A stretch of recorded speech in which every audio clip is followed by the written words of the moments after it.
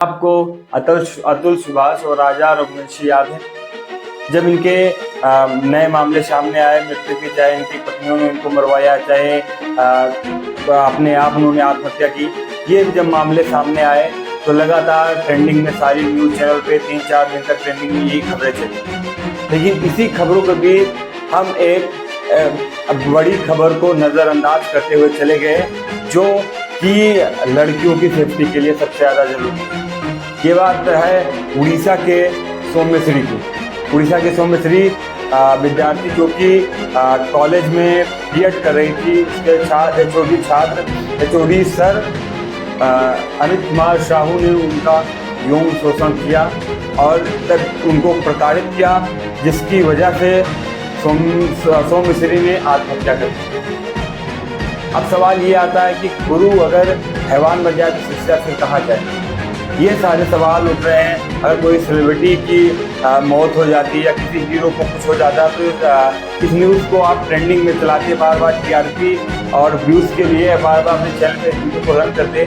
लेकिन वहीं पर एक लड़की के साथ जैसा हुआ, 20 वर्षीय सौम्यश्री के साथ जो हुआ, उसको किसी भी टीवी चैनल ने, किसी भी रिपोर्टर ने, किसी भी बड़े एंकर ने उस पर कोई भी आवाज़ नहीं उठाई और ना कि उसके घर गए। ये कहानी है उड़ीसा के बालासर जिले की सौम्यश्री की। 20 साल के सौम्यश्री जो कि कॉलेज में बीएड कर रही थी, उसका सपना था कि शिक्षक बनके बच्चों को पढ़ाना। उसका सपना चूर-चूर हो गया और उसने सभी से मदद की गुहार की। प्रिंसिपल को भी लेटर लिखा लिखित में, उसी अपने फ्रेंड को भी बताया, सरकार को भी लेटर लिखा, लेकिन किसी ने कोई भी आवाज़ नहीं उठाई। क्या हमारे अंदर की जो आत्मनिर्भरता है वो मर गई? क्या हमें सौम्यश्री की चीखें सुनाई नहीं दे रही हैं? क्या जो हादसा सौम्यश्री के साथ हुआ वो कल हमारे आपके बहन बेटियों के साथ भी हो सकता है? तो इसीलिए किसी ने भी उसके खिलाफ आवाज़ नहीं उठाई कि उन्होंने उस सौम्यश्री ने गुहार लगाई, सोशल मीडिया के जरिए का सहारा लिया। उसके बाद अपने फ्रेंड सर्कल को बताया, अपने अधिकारियों को बताया, क्या कह रहे हैं, बड़े बड़े अधिकारियों को सोशल मीडिया पर टैग करके किया, लेकिन किसी ने उसकी कोई भी बात नहीं सुनी और कोई भी न्याय उसको नहीं मिला। स्कूल के master, HOD master Amit Kumar Sahu ने उनका यौन शोषण किया, उनको एग्ज़ाम में फेल कर दिया, कम नंबर, अटेंडेंस घटा दिए, कम नंबर से उनको एग्ज़ाम में फेल किया, मानसिक प्रताड़ना दी, जिसकी वजह से वो एक ऐसी स्थिति में पहुंची जहां उसके पास 2 ऑप्शन थे, या जो मास्टर कहे वो करे या फिर अपने आत्मसम्मान के वजह से आत्महत्या करे। और वहीं पर 12 जुलाई 2025 को सौम्यश्री ने प्रिंसिपल ऑफिस के सामने अपने ऊपर पेट्रोल छिड़ककर आग लगा ली। 95% चलने के बाद उसको हॉस्पिटल में, एम्स हॉस्पिटल में भर्ती कराया गया। उसके बाद उसकी कंडीशन बिगड़ी और 14 जुलाई 2025 रात 11:30 बजे उसकी मौत हो गई। जिन्होंने उनको बचाया वो भी 70% चल चुके। तो क्या अब सवाल ये उठ रहा है, क्या अभी लड़कियों के प्रति सबकी छोटी सोच है? क्या लड़कियों के साथ गलत नहीं हो रहा है? हालांकि राजा रघुवंशी के जो 2 मामले, बड़े मामले सामने आए थे लड़कों के, उनकी हत्या के, उस पर तो 3-4 दिन तक उस न्यूज़ को ट्रेंडिंग में चलाया गया था, सभी न्यूज़ चैनल पे वही न्यूज़ छाई हुई थी। लेकिन उसी बीच उड़ीसा की एक खबर दबी की दबी रह गई। इसको किसी भी टीवी चैनल में नहीं चलाया गया, किसी भी एंकर के द्वारा एंकरिंग नहीं की गई, किसी भी सोशल मीडिया पोस्ट पे इसको शेयर नहीं किया गया। कारण क्या है? आप सभी को व्यूज़ और टीआरपी चाहिए।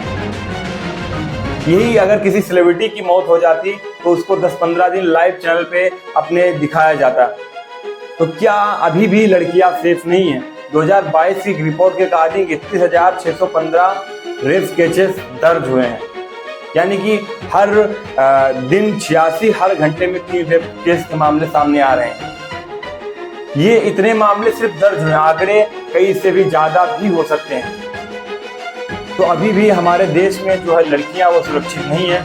उड़ीसा में भी 183 मामले दर्ज हैं, छेड़छाड़ के, रेप के, यौन शोषण के सारे मामले दर्ज है, लेकिन किसी भी मामलों पर एक्शन नहीं लिया जाता। ऐसा ये घटना आपके कोलकाता में हुई थी। कोलकाता लॉ कॉलेज में हुई थी। एक छात्रा थी जिसके साथ गलत हुआ और वो एमएलए का लड़का था, ऐसे दबंग स्टाइल में करके वो छूट गया। तो हमारे क्या अंदर अंदर की अंतरात्मा मर गई है कि हमें उस सौम्यश्री की चीखें नहीं सुनाई दी।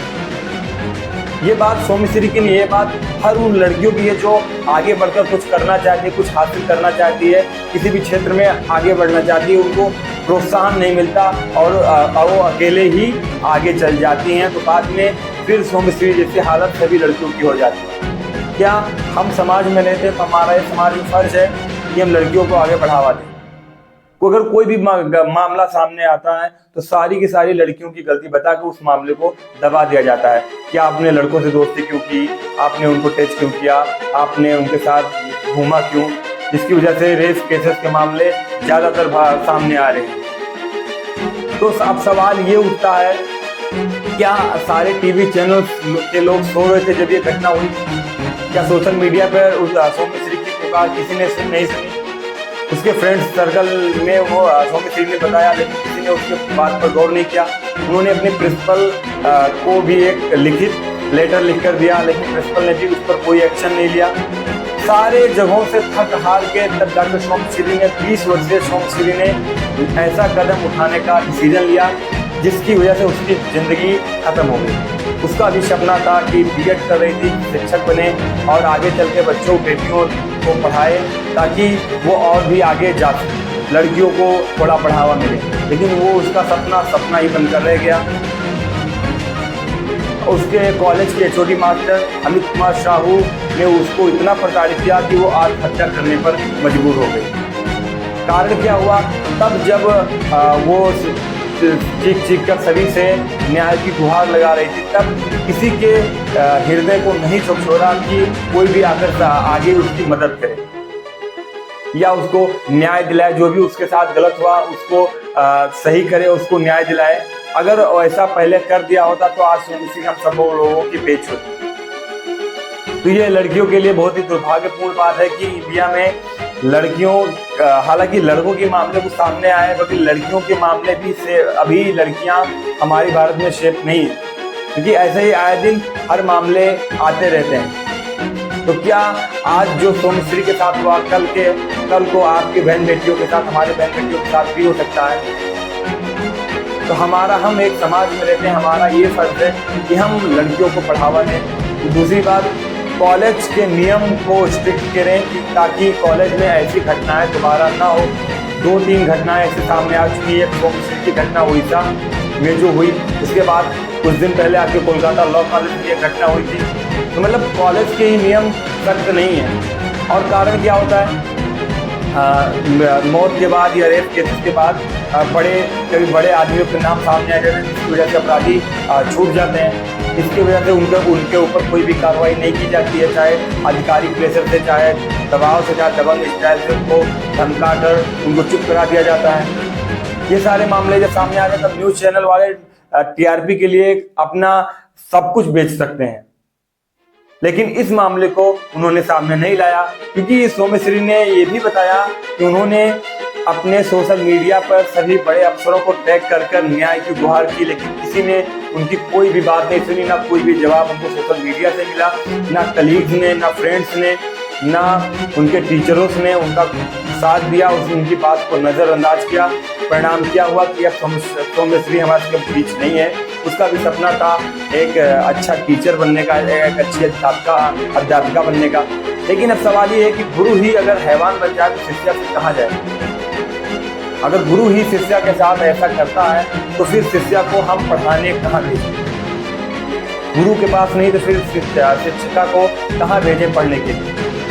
तो ये एक समाज में रहने का हम सभी लोगों का ये फर्ज है कि हम अपनी बेटियों को बढ़ावा दें, ताकि जो सौम्यश्री के साथ हुआ वो और किसी बहन बेटियों के साथ ना हो। क्या तब सभी लोगों का ज़मीर मर गया था? क्या तब इस घटना ने किसी के दिल को नहीं झकझोरा? अगर झकझोरा तो फिर कोई आवाज़ क्यों नहीं उठाया इस पर कि ये सौम्यश्री के साथ गलत हुआ? 12 जुलाई को उन्होंने प्रिंसिपल ऑफिस के सामने अपने ऊपर छिड़कर आग लगाई। वहीं पर उनको ले जाकर एम्स हॉस्पिटल में भर्ती कराया गया, लेकिन 14 जुलाई 2025 रात 11:30 बजे उसकी मौत हो गई। बचाने वाला भी 70% जल गया।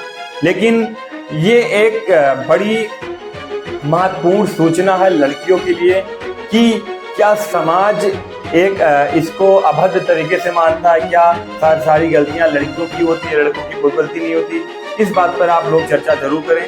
और जो सौमित्री के साथ हो वो कल को हमारी बहन बेटियों के साथ भी हो सकता है, तो इस नियम को स्ट्रिक्ट किया जाए। कॉलेज में